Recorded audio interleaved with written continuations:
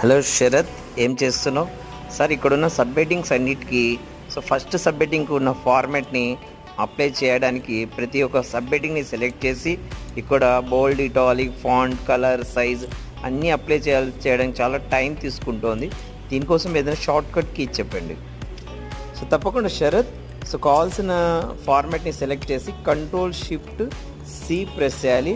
ఇప్పుడు ఆ హెడ్డింగ్కి ఉన్న ఫార్మాట్ అనేది కాపీ అవుతుంది.